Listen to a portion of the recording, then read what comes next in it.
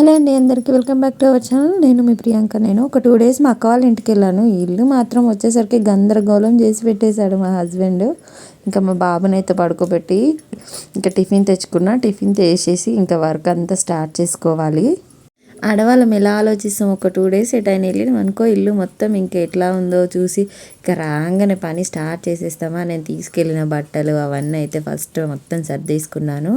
ఇంకా చిన్నపిల్లలు ఉన్నది తెలిసిందే కదా, మొత్తం మెడిసిన్స్, పౌడర్ డబ్బాలు, అన్ని బొమ్మలు అన్నీ తీసుకొని వెళ్ళిన.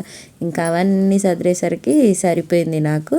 ఇంకా అవన్నీ అక్కడ చదివేసుకొని బెడ్ మొత్తం ఇల్లు మొత్తం క్లీన్ చేసుకున్నాను. బెడ్షీట్స్ అవన్నీ మార్చేసుకున్నాను.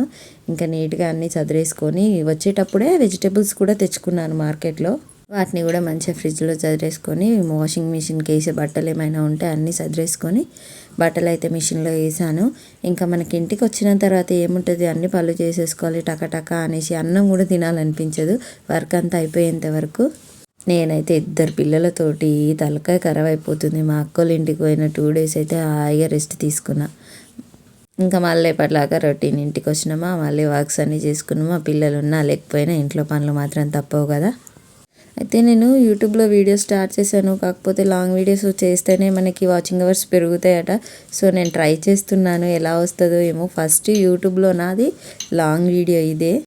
మంచి ఇంట్లో అన్నీ సదిరేసుకొని ఇల్లు అన్నీ ఊడ్చేసుకున్నాను. అంతలో మా బాబు లేచిండు. వాడిని మళ్ళీ పడుకోబెట్టేసి గిన్నెలు అన్నీ సదిరేసుకున్నాను. గిన్నెలు సదిరేసుకున్నాక ఇంకా కొన్ని గిన్నెలు ఉండే మా హస్బెండ్వి టిఫిన్ బాక్సెస్ అవన్నీ, వాటన్నిటిని ఫ్రెష్గా తోమేసుకొని పక్కకు పెట్టేసుకున్నాను.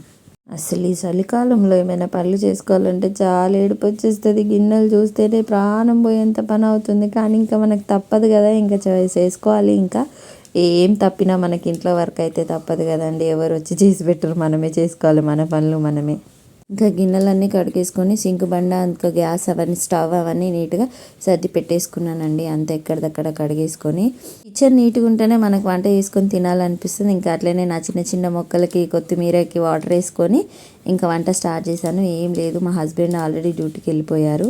నాకు మా పాపకి లంచ్ కాబట్టి కొంచెం రైస్ అయితే కడిగి పొయ్యి మీద పెట్టేసుకొని మిగతా పనులు స్టార్ట్ చేసుకున్నాను. ఇద్దరం ఫ్రెష్ అప్ అయినాం, నేను మా పాప. ఇంకా మా పాపకి మంచిగా జుట్టేసేసి ఇంకా రెడీ చేసేసిన. టీవీ చూసుకోమని చెప్పిన.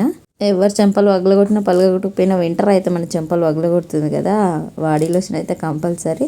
ఇంకా మిషన్లో వేసుకున్న బట్టలు కూడా అయిపోయినాయి. అంతలోపు నా వర్క్స్ అయిపోయేలోపు ఇంకా అవన్నీ బట్టలన్నీ ఆరేసుకున్న దండాలపైన. మా ఇంటి ముందు మంచి ప్లేస్ ఉంటుంది నాకు, ఎండ కూడా మంచిగా తగులుతుంది. బట్టలు ఆరగడానికి అసలు ఎలాంటి ప్రాబ్లము ఉండదు. హాయిగా ఆరేసుకోవచ్చు. ఎన్ని బట్టలైనా టెన్షన్ లేకుండా, వర్షం పడ్డా కూడా పిండేసుకోవచ్చు, నో ప్రాబ్లం. లంచ్లోకి సింపుల్గా ఎగ్స్ ఉంటే ఎగ్ ఫ్రై చేసేసిన. మా పాప ఎగ్ ఫ్రై కావాలని చెప్పింది, అందుకని ఇంకా అదే చేసేసాను.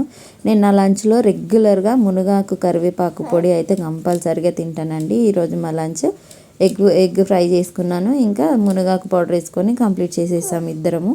మా పాపకైతే కొంచెం బాగా కోల్డ్ ఫీవర్ చాలా ఉంది. ఒక 2 డేస్ నుంచి వెదర్ చాలా చల్లగా అయిపోవడం వల్ల ఇంకా తనే తింటుంది. కానీ ఇంకా నేనే తినిపించేసిన. అస్సలు కోల్డ్ వల్ల ఫుడ్డే తినట్లేదు.